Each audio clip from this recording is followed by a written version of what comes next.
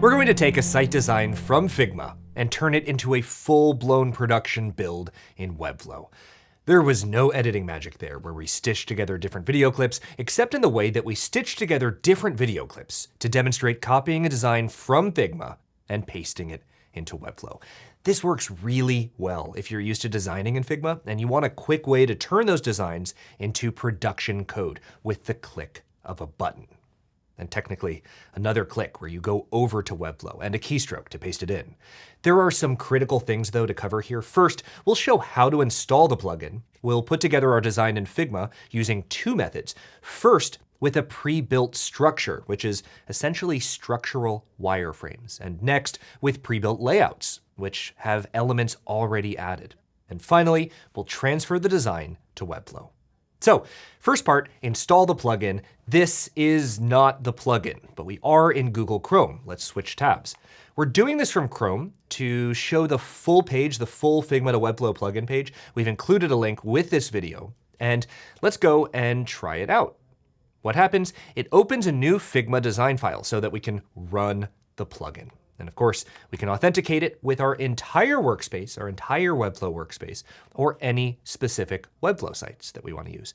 Now, you can do this in the Figma app, you can do this in your browser, it's entirely up to you. And back in Figma, if you don't see the plugin right away, you can just go up to resources, you can open the plugins tab, and of course, run the Figma to Webflow plugin. That's part one, installing the thing. Let's design in Figma, and we're starting with pre-built structures. What is our goal? Our goal here is to build a simple hero section, a quick demo that'll look like this in the end. Now, the key to all of this, in order for this to work, our designs need to have auto layout applied. And with all these pre-built structures, auto layout is already applied, and it's already responsive on all devices like desktop, tablet, mobile landscape, mobile portrait, and the ball that drops in Times Square midnight every New Year's Eve. So in the plugin, under where it says structure, let's create a new page. This is where our design will live. And then we'll make sure our new page is selected, that frame is selected. We'll go over and add a section plus container. This is our hero section. What do we do now? We'll take it further because we want to have kind of a side-by-side hero section. So this time, with our container selected, let's go ahead and add the two-column structure. And just like that, we created the structure of our entire hero section. Now, we could add content, and we're going to add for that content exactly three things: a heading, a paragraph, and a button. So for our heading, let's do that by adding text. And for now, we'll do it outside of that frame, and we'll just type in our heading. The second thing we'll add is a paragraph. We'll add some more text, and this time we want more than just one word, so let's type that now.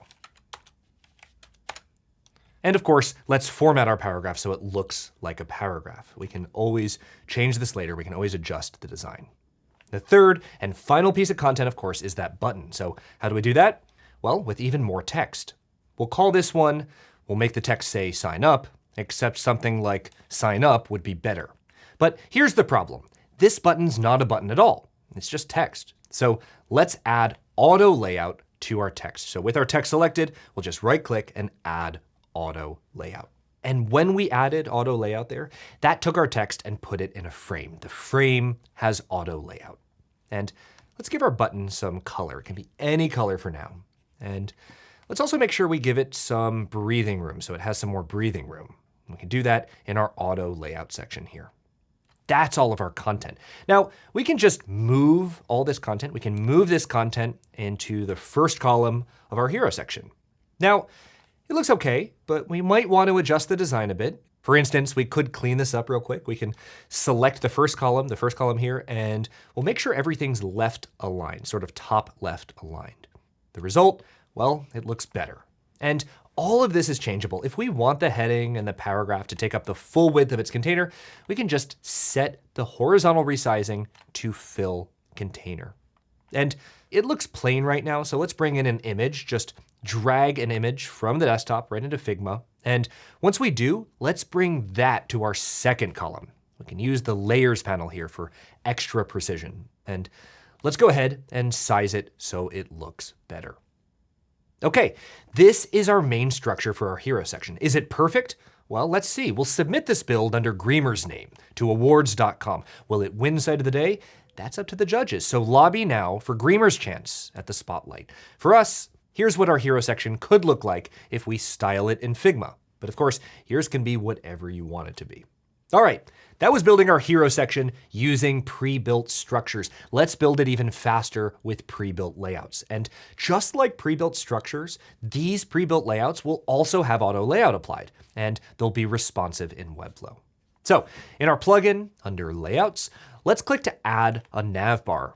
And we can go over and drag it. We can drag our navbar into the frame, of course, making sure it goes to the top of our new page above our hero section.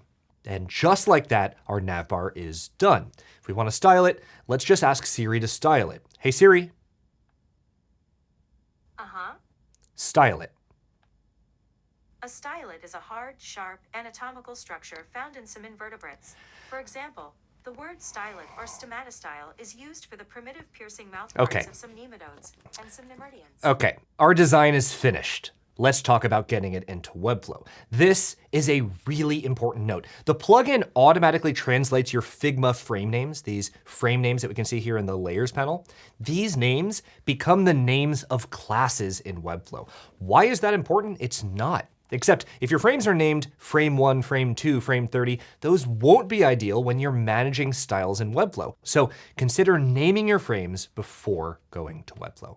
Now, we covered that and so much more in detail over on Webflow University, things like HTML tags that you can use on headings, paragraphs. So check that out on Webflow University if you haven't already.